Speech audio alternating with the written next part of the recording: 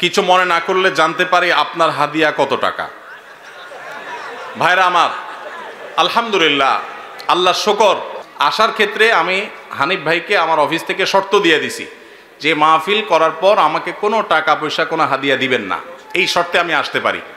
আলহামদুলিল্লাহ, ওনার সাথে আমার চুক্তি হয়েছে হানিফ সাহেবের কাছে, আমি খাবো না, কোনো হাদিয়াও নেব না। আলহামদুলিল্লাহ, আমি এখানে খানাও খাই নাই, হাদিয়াও নেব না, ইনশাল্লাহ চুক্তি করেই আমি আসছি।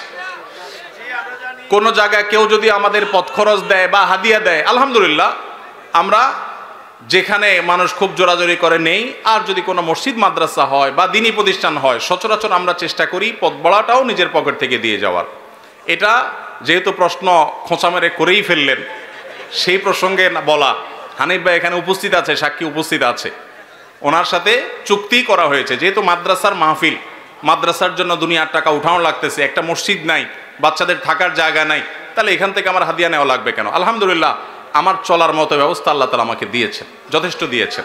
অতএব আপনারা বরং মসজিদের জন্য সহযোগিতা করবেন, জমির জন্য সহযোগিতা করবেন, করবেন তো ইনশাআল্লাহ? মাদ্রাসার ছাত্রদের থাকার ভালো ব্যবস্থা যেন হয়, সেজন্য সাহায্য করবেন, ঠিক আছে না ইনশাআল্লাহ? আর আমাকে হাদিয়া দেওয়া লাগবে না, ইমাম সাহেবদের বেতন বাড়াই দিয়েন। ইমাম সাহেবদের বেতন বাড়াই দিবেন তো ইনশাআল্লাহ? ইমাম সাহেবদের বেতন বাড়াই দেওয়ার তৌফিক আল্লাহ তাআলা আমাদেরকে দান করুন। ওলামা একরাম ওয়াজ মাহফিলে যারা আসেন, তাদেরকে সম্মানজনক হাদিয়া দিবেন। আমি নিচ্ছি না, আমার আলহামদুলিল্লাহ না নিলেও চলে, এবং মাদ্রাসার মাহফিল দেখে নেই না, অন্য কেউ জোর করলে হয়তো নেই। কিন্তু যারা অন্যান্য ভাইরা আসেন, ওয়াজ মাহফিল করেন, অনেকে আছে রাতে গাড়ি অ্যাক্সিডেন্টে মাহফিল থেকে যাওয়ার সময় পুরো গাড়ি শেষ হয়ে যায়, আছে না? অনেকে আছে গাড়ি অ্যাক্সিডেন্টে নিজে অসুস্থ হয়ে যায়, মারা যায়, রাত বিরাত জাগা লাগে, তাদেরকে সম্মান করবেন। কিন্তু এর মানে এই না যে চুক্তি করে লাখ লাখ টাকা ওয়াজ করে কামায়, এই ওয়াজ ব্যবসায়ীদেরকে আমি প্রশ্রয় দিতে বলি নাই, কিন্তু ওলামাদেরকে সম্মান করবেন। এখানে দুই দিক থেকেই সমস্যা আছে।